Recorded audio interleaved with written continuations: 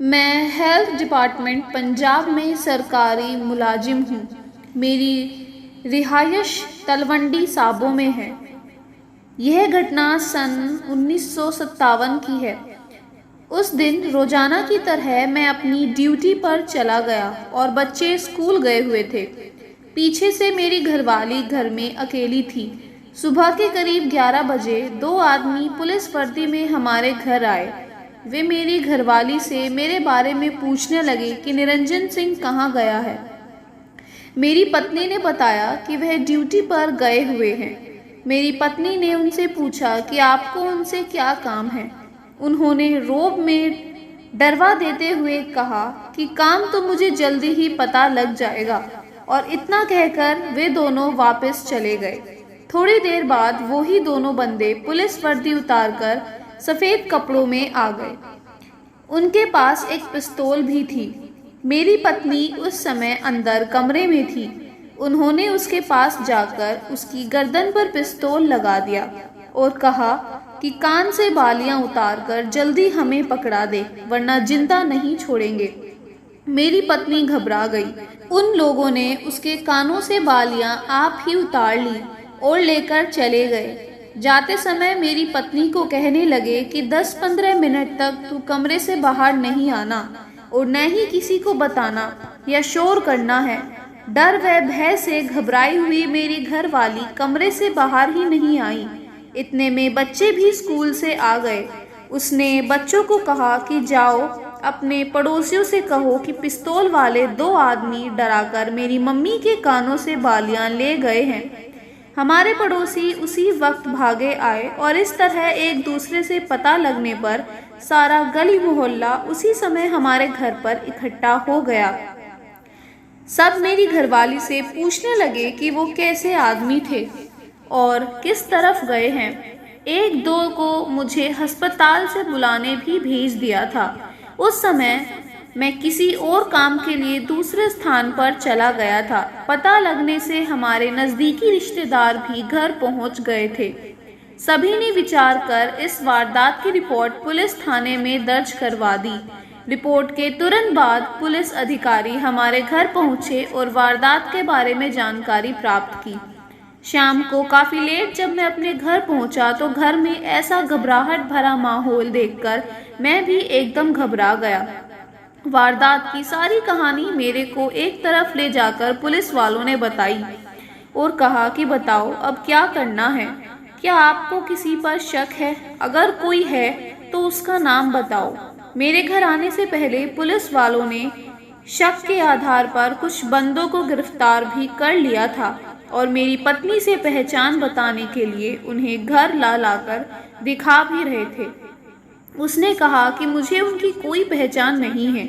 उसने कहा कि उस समय मुझे डर के मारे घबराकर मुझे दौरा पड़ गया था और वह बेहोश हो गई थी। मोहल्ले वालों ने डॉक्टर को बुलाकर उसके टीके आदि लगवाए थे। पुलिस अधिकारी ने मुझे बताया कि हमें कुछ आदमियों पर शक है। आपकी उनके बारे में क्या राय है? मैंने कहा कि आप अपने तौर पर कुछ भी कार्रवाई करो, परंतु हमें इस समय किसी पर भी शक नहीं और न ही हमारा किसी के साथ कोई वैर विरोध या लड़ाई झगड़ा है। इसलिए हम किसी बेगुनाह का नाम नहीं लेना चाहते।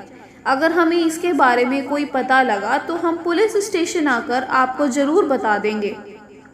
उस समय जो आदमी पुलिस वाले ने अपने तौर पर शक के आधार पर पकड़े हुए थे, मैंने उन्हें भी उनसे छुड़वा दिया। लगभग 2 महीने के बाद एक दिन मेरी पत्नी मुझे कहने लगी कि अपनी खोई हुई चीज़ के बारे में पुलिस ने ना तो किसी चोर पकड़ा है और ना ही अपने को चोर के बारे में कुछ पता लगा है। मालिक का अपने हाथ से क्या भाना भरता है। मेरी बालियां तो हक हलाल की कमाई हुई थी, वे तो जरूर ही मिलनी चाहिए। सदगुरु बड़ा ठाड़ा है। मैं हर महीने माहवारी सत्संग पर दरबार में सेवा में जाया करता था और पिताजी की कृपा से अब भी सेवा करता हूँ। उस समय डेरा सच्चा सौदा शाहमस्ताना धाम में मेरी ड्यूटी बाहर से आई साध संगत को कमरे देने पर थी। मैं माहवारी सत्संग पर अपनी ड्यूटी पर सेवा के लिए दरबार में था। दरबार में रात को जब सोया हुआ था पूजनीय परमपिता शाह सतनाम जी महाराज सपने में मेरे को दर्शन दिए और फरमाया, बेटा आपका सामान आज ही मिल जाएगा। और इतना कहकर सदगुरु जी आलोप हो गए और मेरी नींद खुल गई। सत्संग की समाप्ति के बाद में अपने घर पहुंचा और वह सपने वाली बात ज्यों की त्यों अपनी पत्नी को भी बता दी। वह बहुत खुश हुई। उसी दिन शाम के समय जब थोड़ा अंधेरा सा हुआ, घर में बाहर वाली लाइट जल रही थी। मैंने अपनी पत्नी को लाइट बुझाने को कहा। लाइट बुझाने की ही देर थी कि बाहर आंगन में कुछ गिरने की हल्की सी आवाज़ हमें सुनाई दी। तुरंत मुझे पूजनीय परम पिताजी के वचन याद आ गए। हमने बाहर वाली लाइट जलाई, देखा तो एक छोटे से कपड़े बंधी पोटली नुमा कोई चीज़ बाहर बरामदे के पास पड़ी हुई थी।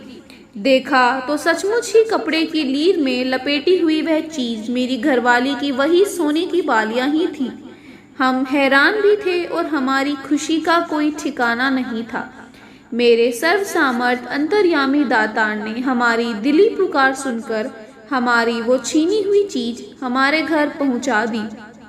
किसने फेंकी, कैसे पहुंचाई, इस भेद को तो मेरा सद्गुरु ही जानता है, क्योंकि वो टूटी हुई को जोड़ सकता है, मुर्दे को जिंदा कर सकता है। वो सारी सृष्टि खंड ब्रह्मांडों को बनाने वाला है। उसके लिए कोई बड़ी बात नहीं। वो बेअंत है, वो बेपरवाह सर्व सामर्थ है। सब कुछ करन बाहर वो मेरा मालिक है। मेरे पास तो उस दातार को भेंट करने के लिए कोई भी चीज़ नहीं। उसकी महिमा, उसके गुणगान करने के लिए मेरे पास कोई शब्द नहीं। बस ये ही कहता हूँ कि हे सद्गुरु, तू धन्य है, धन्य है, धन्य है। हमें तो तेरा ही आसरा है। यही अर्ज कबूल करना, मंजूर करना जी। मेरे 2 बच्चे थे, लड़की बड़ी और लड़का छोटा था। मेरे एक लड़का पैदा हुआ, अभी मात्र वह 4 दिन का ही था। वह पूरा हो गया। मेरी लड़की जो उस समय 5 साल की थी, उसने अपने भाई के पैदा होते ही अचानक कह दिया कि यह तो पिताजी के पास जाएगा। इस पर मुझे गुस्सा आया और मैंने अपनी लड़की को थप्पड़ दे मारा। जब वह बच्चा गुजर गया, मुझे रात के समय सपना आया कि मेरा बच्चा मेरी मौसी की लड़की मुझसे छीन कर ले गई है। फिर मुझे साईं मस्ताना जी महाराज ने दर्शन दिए और पास खड़े होकर वचन किए, बेटा यह तो तेरा ही है। उनमें हाथ में मेरा वो ही लड़का था।